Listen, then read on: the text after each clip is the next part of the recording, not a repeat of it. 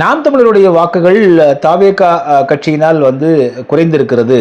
அது குறையும். கட்சியே காணாமல் போய்விடும் என்றெல்லாம் பலரும் இந்த கம்பு சுத்திக்கிட்டு இருக்கிறத பார்க்க முடியுது. வெறுங்கையாலே கம்பு சுத்துவாங்க தெரியுங்களா? அதுபோல சுற்றிக் கொண்டிருக்கிறார்கள். ஆனால் நம்ம ஏற்கனவே கடந்த 14ஆம் தேதி வெளியிட்ட நம்முடைய கள ஆய்வு அறிக்கையில் தெளிவாக குறிப்பிட்டிருந்தோம். தாவேகாவினுடைய வாக்குகள் நாம் தமிழரை சிதைக்காது என்று சொல்லியிருந்தோம் நாம. அது பெரும்பாலும் திமுகவை ஒரு 70 விழுக்காடும் அதிமுகவை ஒரு 30 விழுக்காடும் தான் பாதிப்பதற்கு வாய்ப்பு இருக்கிறதா சொல்லியிருந்தோம். நம்ம அதற்கு பிறகு தற்பொழுது பல இடங்களில் நம்ம விசாரித்த போது கடந்த தேர்தலில் நாம் தமிழருக்கு வாக்களித்த ஒரு 3 பேர்னு வச்சுக்கோங்களேன், 10 பேரில் 3 பேர் தற்பொழுது தாவேகாவுக்கு வாக்களிச்சிருக்காங்க. அதே போல நாம் தமிழருக்கு பார்த்தீங்கன்னா புதிதாக 5 பேர் வாக்களிச்சிருக்காங்க. அவர்களெல்லாம் இதற்கு முன்பு வாக்களிக்காதவர்கள் அதில் இருக்காங்க.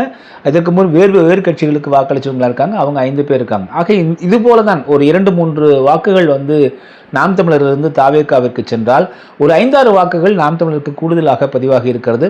அதற்கு பிறகு இந்த தேர்தலில் நீங்கள் பார்த்தீங்கன்னா அதிமுக திமுகவை அடுத்து தற்பொழுது மக்கள் மத்தியில் பேசு பொருளாக இருந்த 2 வாய்ப்புகள், 2 ஆப்ஷன்ஸ்னு பார்த்தீங்கன்னா, ஒன்று தாவேகா, இன்னொன்று நாம் தமிழராக 2 வாய்ப்புகளை மக்கள் இந்த முறை முன்னெடுத்திருந்தாங்க அப்படின்னு பார்க்கிறோம்.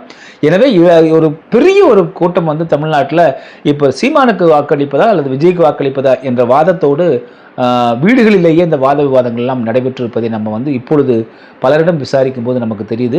நிறைய பெண்கள் இருக்கக்கூடிய வீட்டில் பெண் குழந்தைகள் பாதுகாப்பு, பெண்கள் பாதுகாப்பு என்கிற அந்த கருத்தில் அடிப்படையில் பார்த்திங்கன்னா அவர்கள் பெண்கள் குடும்பத்தில் இருக்கக்கூடிய பெண்கள் எல்லாம் வாக்களித்திருக்கிறார்கள் அப்படிங்கிறது நம்ம இதுவரையிலும் நாம் பேசி அறிந்த வரையிலும் தெரிகிறது.